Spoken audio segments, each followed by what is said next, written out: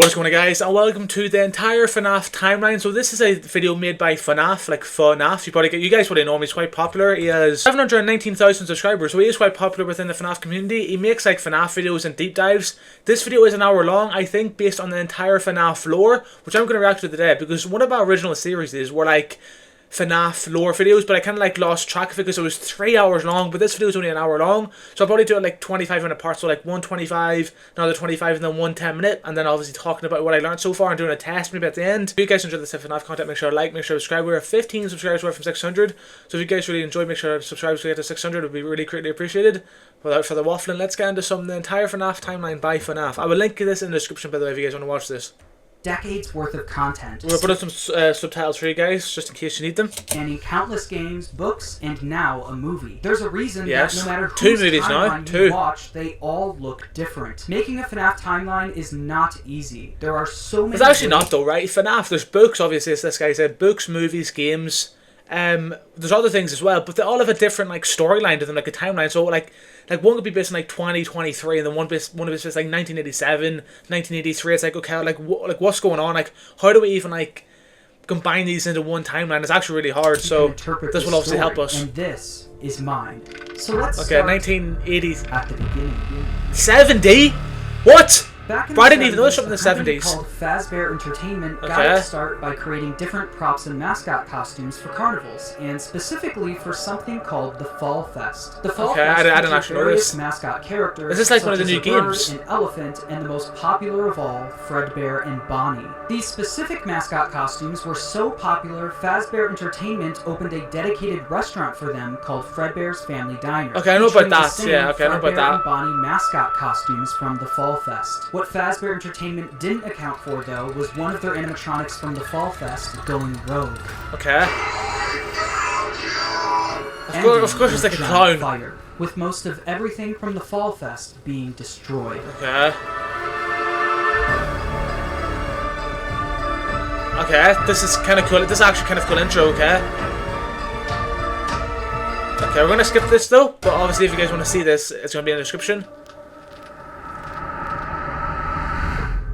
The specifics about the animatronic that went rogue and the fire are unknown, and will likely be revealed next year in FNAF's next big release. Although we don't know much about how this fire occurred, what is that game about? We do know that after the fire, Fazbear Entertainment started phasing out of the mascot costume era. They needed something new. The two men who helped found Fazbear Entertainment, William Afton and Henry Emily. Yeah, I don't know much about Henry Emily. Mostly the businessman of the two, handling all of the money, while Henry was the more creative one, with him being in charge of building most of the animatronics and props for the company. With the Fall Fest era of the company coming to a close, they were only left with Fredbear's Family Diner, the standalone restaurant created for the Fredbear and Bonnie characters. In order to replace the mascot versions of Fredbear and Bonnie, Henry went to work on new versions of the characters, actually creating the new Fredbear and Spring Bonnie. The same characters, but with new designs and new suits. Henry called them Springlock tape. Yeah, okay, yeah, These suits are able to double as both an animatronic and a suit that the employees could wear. To switch the suit from animatronic mode to suit mode, the employees could use a hand crank to pull back the animatronic parts, leaving room for them to climb inside. The spring locks that were helping to hold back those animatronic parts were very sensitive though, and with even a little bit of moisture, the spring locks could potentially snap shut, crushing and killing whoever was That's inside. Crazy, man. I'll be so sore. Happening, Fazbear Entertainment had some common sense procedures set in place. In case of the spring locks come loose while you are wearing a suit,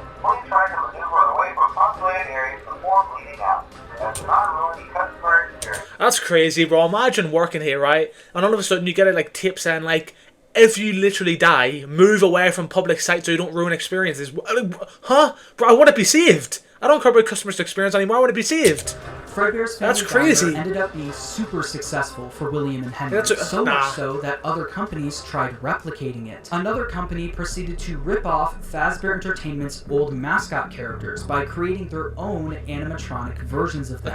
The leader of the group was Nedbear, a direct copy of Fredbear, followed by a hippo, an elephant, and a frog. All characters from the Fall Fest, and all with slightly different designs to avoid copyright issues. But while the rival company... All I'm saying here, guys, right? William Afton literally killed, you know, children and put them in suits. I think copyright is the least big thing he has to worry about. Like I would like, bro, now. I know obviously we don't know, but obviously state-of-the-art it's just technology. funny. Their robots were poorly made and had to have giant batteries with exposed wires on stage with them. Naturally, the rival company failed and ended up being bought out by Fazbear Entertainment. With all of the success from Fredbear's Family Diner, William and Henry decided to branch out and create more characters for a new restaurant. In 1983, William and Henry opened Freddy Fazbear's Pizza, featuring Freddy Fazbear, Bonnie, Chica, and Foxy. With the opening of Freddy Fazbear's Pizza, Fazbear Entertainment was experiencing success like they've never seen before. But with 2 restaurants now open at the same time, more success also meant more work for William and Henry. The duo were so wrapped up in work that they started neglecting their own families. William was the father of 3 kids, the eldest, Michael, the crying child, and Elizabeth. The crying child has yet to have a 100% confirmed name, so for this video, he will just be called the crying child. Meanwhile, Henry had 1 kid, a daughter named Charlie. The business partners spent most I know of their Charlie days from FNAF working, 2. so they both created different ways of taking puppet, care right? of their kids. Henry was the robotics genius, so he used his talents to create a new animatronic to watch Charlie for him. Bro, what? Like, if I was a kid, bro, I would not want this thing looking at me, man. I'd be like shitting myself scared if this was in my room, like every day, bro. I would not want that in my room. It was called the security puppet. This animatronic would sit by the door of Freddy Fazbear's Pizza and make sure that Charlie wasn't able to leave the building. This made it so Charlie could play at the restaurant while Henry worked, without Henry having to worry about her leaving the building or getting kidnapped. The But you don't have security, like actual security? The bracelet that Charlie was wearing. If Charlie, wearing the green bracelet, tried leaving the building, the security puppet would spring into action. William, on the other hand, was the businessman of the company. He cared more about making money, but also saving money. Naturally, he decided to just force his eldest son Michael to babysit while he was at work. But he was such a Michael shit was mostly babysitter. in charge of babysitting the crying child. The crying child didn't have many friends, but he did have a close relationship with his plushies. These plushies were of characters from his favorite show, Fredbear and Friends, Fazbear Entertainment's newest cartoon, featuring Fredbear, Freddy, Bonnie, Chica, and Foxy. The crying child's favorite character, though, was Fredbear. He especially loved his Fredbear plushie. Although he loved the plushie version of the characters, the animatronics would soon become a different story. One day, while visiting Fredbear's Family Diner, the crying child saw something that would scar him for the rest of his life. While wandering the restaurant, he walked by the employees only room, where an employee accidentally left the door open. Inside the room was his father, William Afton, helping another employee into a spring Bonnie suit. But through the eyes of the crying child, this looked like someone was literally being stuffed into an animatronic suit. Wait, the really? crying child was so young that he wasn't educated on how the mascot characters worked. So seeing a human be put inside of one terrified him. When a child experiences something traumatic, their brain naturally tries finding ways to deal with that trauma. The crying child's way of dealing with his trauma was by creating an imaginary friend. This imaginary friend took the form of the object he loved the most, his Fredbear plushie. His new imaginary friend Fredbear followed him wherever he went, shape-shifting into flowers, hiding behind cars, and in So that's sewers, what I always remember being because I able never to knew I see followed him, except for the crying child. When the crying child was overwhelmed, the plushie would talk to him and try to calm him down. Even when the plushie wasn't around, it was still able to speak to him because it lived in his mind. While the crying child was dealing with the trauma of seeing what he thinks was someone being stuffed into a suit, his brother Michael was only making it worse. Michael knew about what happened with his younger brother and used it against him. Bro, now Michael's actually a dick, but nah, if I was a crying child and like he was my brother sort of bullying me, but I'd actually I'd tweak, bro. I actually would tweak out. Like this is like the worst brother you could have. Like bro, has to be like. Every day, bro, while I don't even know how to babysitting the explain it, crying bro. child, Michael would put on a Foxy mask, hide somewhere in the house, and jump scare his little brother.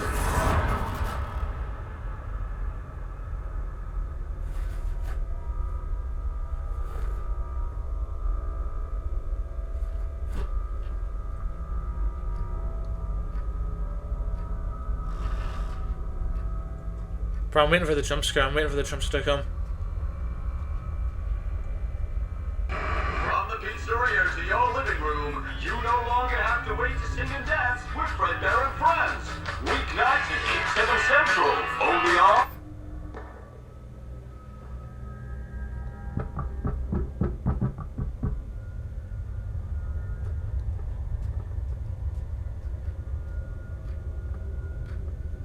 But I'm waiting for it.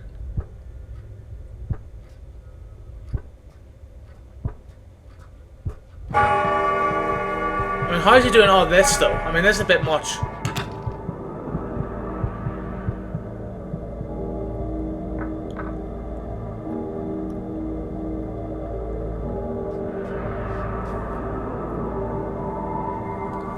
Like, both brothers actually orchestrated. Oh, geez, okay.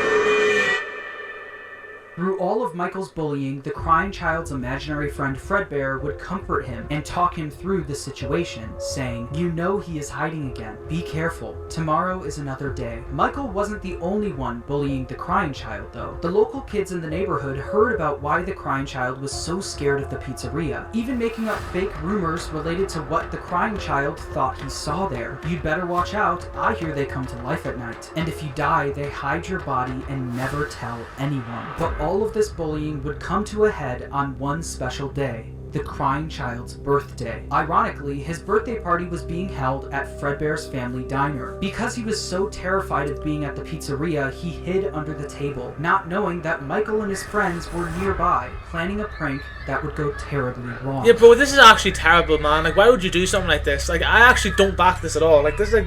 I know it's like obviously like just lore, but it actually kind of pisses me off. Like, why would you do this, man? Like, what are you actually getting from doing this to somebody? Grab your pizza. Fredbear and Spring Bonnie will be performing in 5 minutes.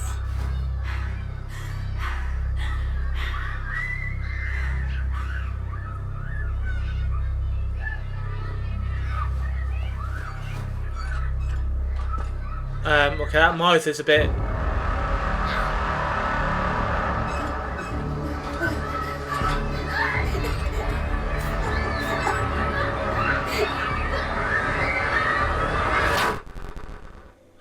But these guys are idiots, though. Why would you put a child's head where the mouth is going up and down, man? Like, what do you think's gonna happen? You think the child, like, you think it's gonna be okay? Oh, nah, but it's actually, like, why is the... Michael and his friends lifted the crying child up to, quote, give Fredbear a big kiss, and Fredbear bit down on him, leaving his body to go limp. Yeah, but we saw, like, him open, close, so we should probably not be putting someone's head in like a literal mechanical suit which would crush you completely. Michael and his friends quickly stopped laughing. Because of Michael's immature behavior, his terrified younger brother paid the ultimate price. Although the crying child was badly hurt, he didn't immediately die. Because of the immense brain damage, he slipped into a coma. After being treated at a hospital, the crying child was taken home so he could be comfortable, surrounded by his only friends, his plushies. In the crying child's final moments, Michael decides to apologize for what he's done, saying, "Can you hear me? I don't know if you can hear me. I'm sorry." After Michael speaks, the crying child's imaginary friend Fredbear, created out of the trauma he experienced, continues doing what it's done the whole time. It comforts him, saying, "You're broken. We are still your friends. Do you still believe that? I'm still here. I will put you back together." This would be the final thing the crying child hears before he dies. The crying child's spirit would then live on in the Fredbear suit, the thing that took his life. The crying child's death wasn't just an accident. It was directly caused by Michael's recklessness. This is something that Michael could potentially face jail time for, so it needed to be covered up. Since the crying child was being kept at home, no one else knew that he ended up passing away. So William and Michael ended up burying the crying child's body in the middle of the woods where no one would find him. No tombstone, no flowers, just a pile of dirt. Wait, so hold on. So if this guy was being treated at home, right, the hospital obviously know they sent him home, but all of a sudden he's just not mentioned again, he's gone, he's just disappeared, well, he just got up and left. But obviously these guys did something and hit his body. Like, there's no way people would believe this. Marked grave and a lifetime's worth of guilt that Michael would have to live with. Shortly after the incident, Fredbear's family diner was quickly shut down, and Fredbear was completely wiped from existence. The Fredbear and Friends TV show turned into Freddy and Friends on tour. The Fredbear and Spring Bonnie Springlock suits also ended up being moved into the back room of Freddy Fazbear's Pizza, mainly being used as spare suits if one of the Freddy's animatronics broke down. The death I just dumped his body somewhere. Loss, William Afton took a different route. Afton definitely was upset about his son dying, but it wasn't because he felt bad for his son. It was because it was embarrassing to him. William Afton was a narcissist. He had little to no empathy. All he cared about was work and comparing himself to his business partner, Henry. Henry had a wife, a kid, and a talent for robotics that Afton was utterly jealous of. The death of the crying child sent Afton over the edge, because while Henry's family was still perfect, his was now broken. Henry and William had different ways of taking care of their kids, and while Afton employing his eldest son failed, Henry's security puppet succeeded. Henry's daughter, Charlie, lived on. Afton had a hard time dealing with this feeling of embarrassment. He started becoming an alcoholic, frequently visiting the local bar called Junior's. One night, though, after drinking a little too much and getting kicked out of the bar, he decided that he was going to settle the score with Henry. Afton, drunk and filled with rage, drove from the bar to Freddy Fazbear's Pizza, where he knew Charlie was being watched over by Henry's security puppet. Afton planned on risking everything to kill Henry's daughter, Charlie. He didn't care if he got caught, and he didn't care if he went to prison. But when Afton got to Freddy's, he noticed that Charlie was standing outside by herself. It turned out that some bullies were able to trap the security puppet in its box and lock Charlie outside the building, giving Afton the perfect opportunity to kill Charlie outside of the pizzeria. The security puppet was eventually able to escape its box and went looking for Charlie. As Afton sped away, the puppet noticed that Charlie was outside in the pouring rain. It then did what it was programmed to do and went to protect her. But as the puppet got closer to Charlie's body, the rain started making it short circuit. It was forced to crawl its way over to her until the rain got to be too much, and the puppet shut down right next to Charlie's body. While Charlie and the puppet lay lifeless next to each other, Afton was speeding home, driving right past where he buried his son and the bar he got kicked out of. Why? When Afton got home, he was met with his wife sitting in the living room watching TV, and Michael in his bedroom. Afton was a drunk and abusive father, and fully blamed Michael for what happened to his youngest son. Mrs. it is his Afton fault, tells to be him fair. leave Michael alone because he's had a tough day, but Afton doesn't listen. He goes over to Michael's room and pounds on the door, only for the door to be locked. He then makes his way around the house to try and find a way in from the outside, but once he gets to Michael's bedroom window, he notices that it's broken, and Michael is gone. Michael was so upset by what he did to his brother that he would sometimes see visions of Fredbear appear and disappear. Tonight, Fredbear appeared outside his bedroom window, and it almost felt like his brother was calling out to him from beyond the grave. This would happen frequently, and every time it did, Michael would run to the spot where they buried his younger brother, only to find that nothing had changed. Yeah, man, his younger brother was you still did it. gone and buried in the ground. Afton knew Michael did this often, saying, "Ran off to that place again. He will be sorry when he gets back." The guilt of killing his younger brother haunted Michael in his real life, but also in his dreams. Michael would constantly have nightmares about the animatronic that took his brother's life. These were the exact same nightmares his younger brother used to have every night, now passed on to him.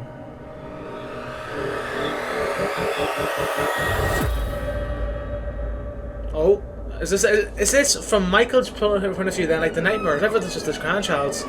So this must be Michael's nightmares, I'm assuming?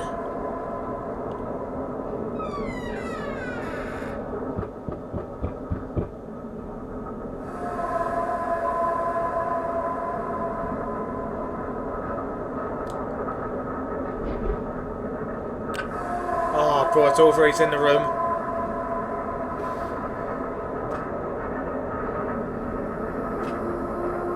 Oh, he's there.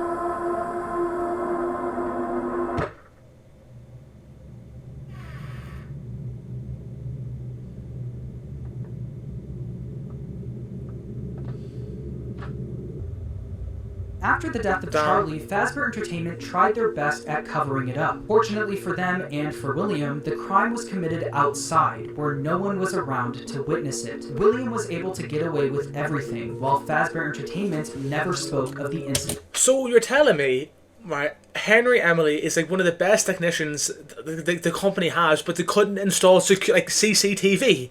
Bro, now I refuse to believe that's not true. I know this was like in the 80s.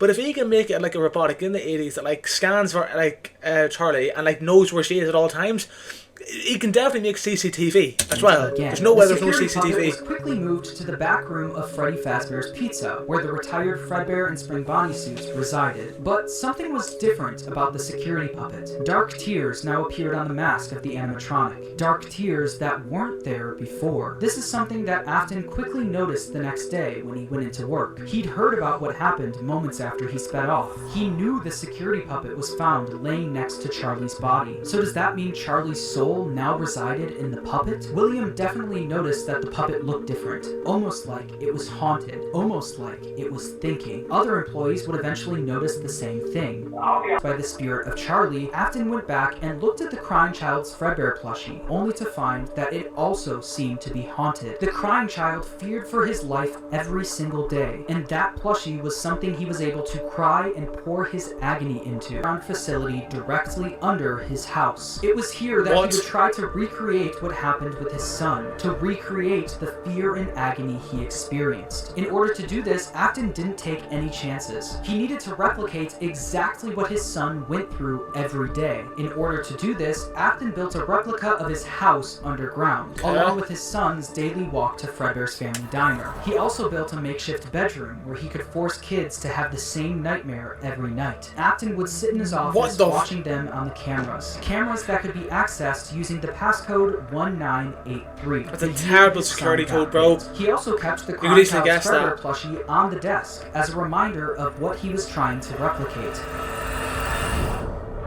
In the makeshift bedroom, there were dummy animatronics that wheeled down the hallway. But the kids wouldn't see them as just blank dummies on wheels. Afton would pump hallucinogenic gas into the room to get the kids to think that what they were seeing was a monster. These nightmare gas canisters were being stored all throughout his underground facility, and on the bed of this makeshift bedroom was a Freddy plushie, in the hopes that the kids would pour their fear and agony into the plush, like his son did to his plushie. On the other side of the bunker where Afton... Where has this guy got hallucinogenic gas from, man? Like, how is he just doing this?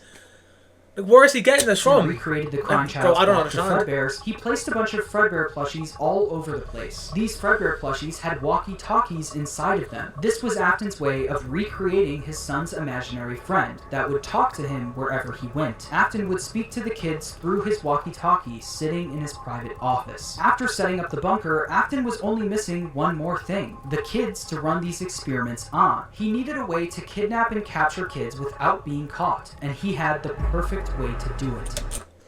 Alright guys, I'm going to end here. It's at 20 minutes. I'm going to do 3 20-minute videos. I feel like this is a good place to end it because obviously we're going to do a new point now. So, what I've captured so far is that... Okay, let me explain.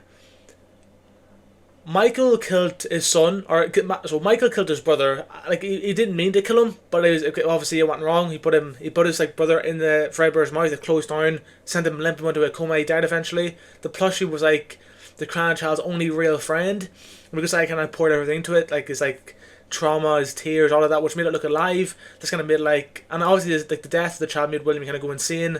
So he killed Henry Hemley's daughter, Charlie. And then the security puppet looked for Charlie, found her, but obviously shut down in the rain. So Charlie went inside the puppet, sort of kind of like taking over it. Obviously Fredbear's soul, or Fredbear, is like taken over by William Afton's son too. And then that's really it so far. And then obviously like he made like, William like made like a secret underground thing underneath his house to replicate kind of like what his son was going through, because he was kind of like insane with it. And obviously if I missed anything, guys, let me know in the comments. I think that's all I got so far though. But I mean, this has been really good. This is way more interesting than the FNAF lore, because the FNAF lore one was kind of like not like non-canon things as well, which I don't want to know the canon things, honestly.